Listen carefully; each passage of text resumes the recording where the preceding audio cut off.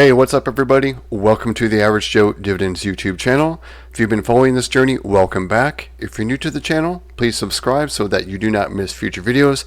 Also, please click the like button to help grow this channel and get the word out on dividend growth investing. Getting paid just for owning stocks, this is what dividend investing is all about. This is my weekly buy video, and my strategy is to deposit $100 of my own money per week and let the portfolio do the heavy lifting for me going forward. All dividends received will be reinvested back into the stock from which it was received. My goal is to put this money to work for me in the long term to build a growing and reliable income stream. I'm a long-term buy and hold investor who focuses primarily on individual blue chip stocks as well as ETFs and CEFs. What we are looking at right now is my M1 taxable stock brokerage account.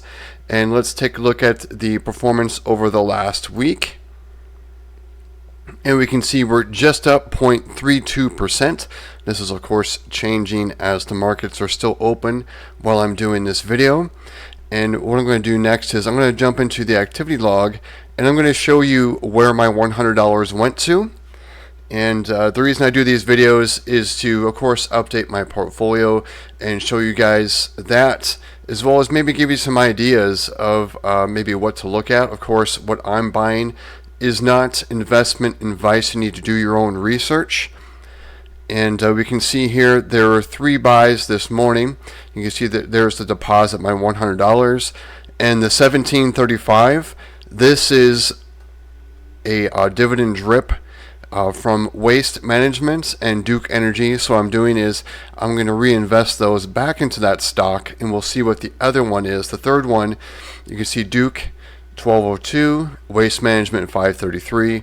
Again, those are dividend reinvestments. I'll show you what that did to how their dividend next time is going to go up from here by a few cents because of the dividend reinvestment. We can see here, this is where the $100 went to. It went to SCHD, and this is very popular in the dividend investing community. And of course, it's offered by Charles Schwab. You could do some searches on this. There's a lot of information on YouTube, a lot of great information on this ETF and what it comprises of, and also what the criteria are for Schwab to pick a stock and why it's in that index they've built. And to me, at least this is my advice. Again, it's not investment advice. It's just my opinion, really, is I really like SCHD, especially if you don't want to be a stock picker. If you're interested in dividend stocks and just don't want to have to worry about who to pick, when to buy it, and everything like that. Some people will say just buy SCHD and dollar cost average into it, which means to with every paycheck just keep buying that stock. I'm going to click on this right here. I'll show you. So I bought 1.37 additional shares of SCHD. We can see the other ones are going to be really small fractionals. We see of Duke, it was 0.13 of a share, and we'll see on Waste Management, that 533, you can see, yeah, it's 0.03 of a share. So really small increments, just buying those, but over time, it's a real snowball that really picks up momentum. And what I'm going to do next is I'm going to show you my Google Docs spreadsheet, and this tracks all of my positions that are in my portfolio. I'll leave a link below for the sheet, and we can see in the whole. I'm just going to click really quick on the holdings tab. You can see right now I have 71 positions. I know to a lot of people that's unmanageable, but I know of a lot of other investors and people who have actually retired on dividends who have a whole lot more positions than I do. So you really can't have too many if other people have 100 plus positions and they're retired. That's coming from a position of authority. So that doesn't mean you couldn't do it off of 10 or 20 or 50, but there really is no set number to do this. I'm going to click over. Here's the Google Doc spreadsheet I was just talking about. It's just a simple sheet. Again, I'll put a link below. It just has the company, ticker symbol, share price, shares, market value, cost basis, my gain or loss. This is the dividend paid per share per quarter. And you can see in the purple, those are variable. JEPI has been lowering their dividends. It's been all over the place. SCHD, it's also variable. That's why I've put those in the purple. You can see the color schemes. I have different shades of green, and those correspond to which month that they're going to pay in. You can see here's my color key right here, and we are in June, which is the dark green, and the blues, these are monthly payers, so these carry over to every month, and yellow is a position that I had removed earlier in the month. And so I received my last dividend from them, but going forward, I'll receive no more dividends from Target. And this sheet really, it's more designed for M1 users, but I'm sure it could be customized to work for other stock brokerages, but it really works slick with M1, and I'll show you how that works in just a minute. And what I have highlighted in green here, these are the dividends that I've received so far for the month. And you can see up here, McDonald's is going to be paying me tomorrow, because there's actually, McDonald's does pay today, but there's a 1-day delay with M1, so I will receive $9.89 tomorrow just for waking up. We'll take a look real quick and see what the dividend count is so far for the month. So right now at 274.85, and the month is not over. I have all these dividends yet to collect. And SCHD, which is where $100 additional went to, this is my largest holding in the portfolio, and this dividend has not been announced yet, and I predict it's going to be probably at least a nickel more. We'll see about that.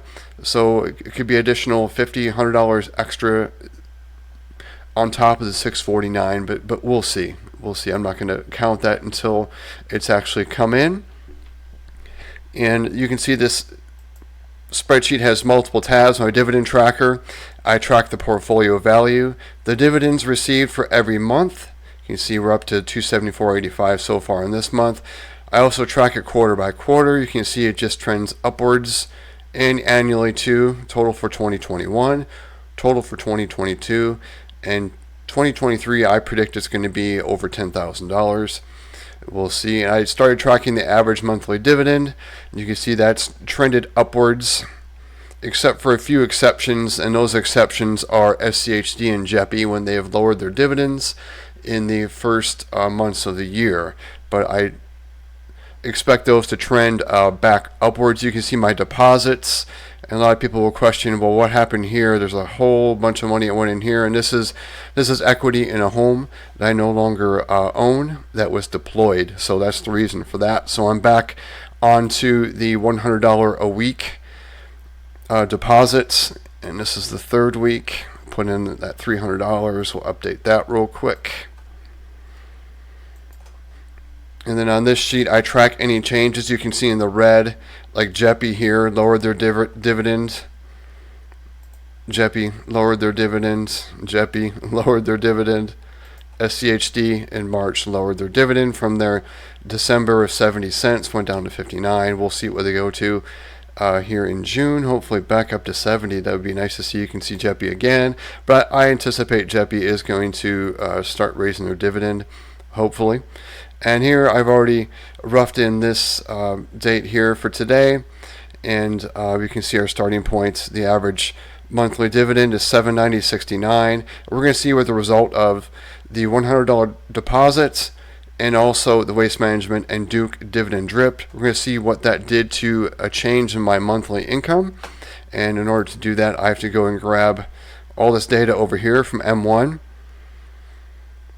Started from the name column and just started copying. Again, this works best with M1, and I'll show you what I do with this. I copy all this data, go back to my tracking sheet. I have an M1 data tab, and I paste special into cell A1, and it's going to do an update.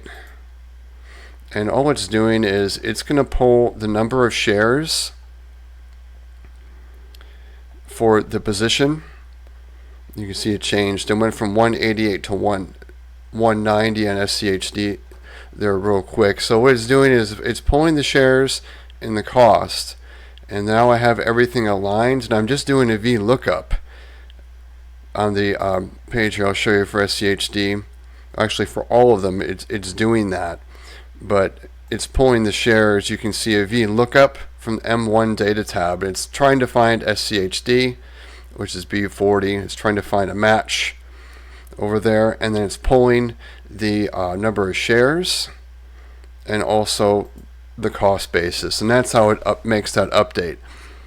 So what it does is it's going to match what M1 has as far as the totals for the whole portfolio and share counts and my cost basis, and it's also going to update my monthly cash flow average, which is now gone up to 791.01.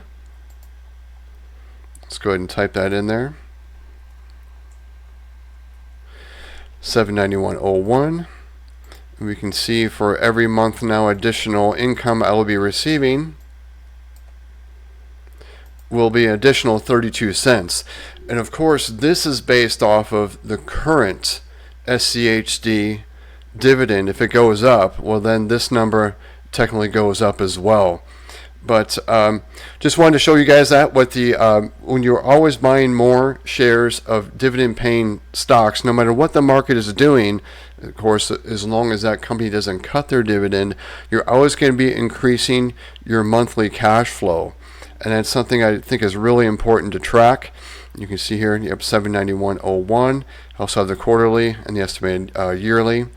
So that's all I wanted to show you. Thanks for sticking to the end. Please click the like button if you got value from this video, and also subscribe. But actually, let me show you something real quick before I do go. You can see here from the dividend drips, I'm going to show you real quick from Waste Management and Duke Energy. And it's not a big deal, but the next time when I get paid from Waste Management, just from the drip, I'm going to get an extra 2 cents. Of course, it's very small. You can see from Duke, it's going to be 1261 instead of that 1202. So you can see the results of that drip there are real, and it just keeps going up. You can see there's mismatches of here's what I got paid, and when I drip it back, you can see the differences between those and how it's going up. So the next time these stocks all pay again will be in September, to hopefully be much higher than what I'm going to get in June. But we'll see. And thanks again, everyone. I hope everyone has a great week, and take care.